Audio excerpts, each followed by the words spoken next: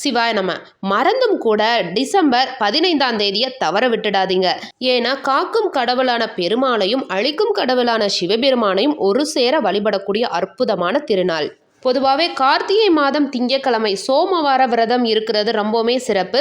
சிவபெருமானுக்கு உகந்த நாள். அன்னைக்கு சிவனுக்கு சங்காபிஷேகம் நடைபெறும். அதுவும் கார்த்திகை மாதம் கடைசி சோமவாரம். இந்த நாளில் விஷ்ணுவுக்கு உகந்த நாளான ஏகாதேசி, சர்வ ஏகாதேசியும் இணைந்து வருதுங்க. இந்த அற்புதமான நாளை தவற விட்டுடாதீங்க. இந்த நாளில் என்ன பண்ணலாம் அப்படின்னா, சோமவார விரதம் அன்னைக்கு சிவபெருமானுக்கு சங்காபிஷேகம் நடக்கக்கூடிய கோவில்களில் உங்களுக்கு முடிஞ்ச அபிஷேக பொருட்களை வாங்கி கொடுங்க. அர்ச்சனைக்கு வில்வம் வாங்கி கொடுங்க. நெய்வேத்தியம் ஏதாவது செய்து கோயிலுக்கு எடுத்துட்டு போய் அங்கே வர்றவங்களுக்கு நீங்கள் அன்னதானம் கொடுக்கலாம். அதே நாளில் பெருமாளுக்கு உகந்த ஏகாதேசியும் வர்றதால வீட்டில் இந்த மாதிரி மாவிளக்கு ரெடி பண்ணி பெருமாள் படத்துக்கு பூக்களால் அலங்காரம் பண்ணி மஞ்சள் குங்குமம் வச்சு ஏதாவது உங்களுக்கு முடிஞ்ச நெய்வேத்தியம் ரெடி பண்ணிக்கோங்க. பஞ்சபாத்திரத்தில் தண்ணி ஊற்றி அதில் ஏலக்காய், துளசி, பச்சை கற்பூரம் போட்டு எடுத்து வச்சுக்கோங்க.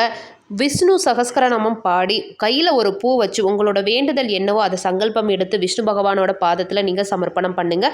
பக்கத்தில் விஷ்ணு ஆலயம் இருந்தால் அங்கே போய் விஷ்ணு பகவானுக்கு துளசி மாலை வாங்கி கொடுத்து அங்கே விஷ்ணு பகவானை வழிபட்டுட்டு வாங்க. இந்த அற்புதமான நாளை தவற விட்டுடாதீங்க. வரக்கூடிய திங்கட்கிழமை கார்த்திகை சோமவார விரதத்தன்று சிவபெருமானையும் பெருமாளையும் ஒரு சேர வழிபட்டு சகல சௌபாகியத்தையும் பெறுங்க.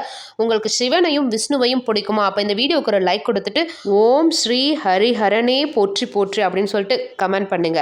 சிவாய நம. வாழ்க வளமுடன். நல்லதே நடக்கும்.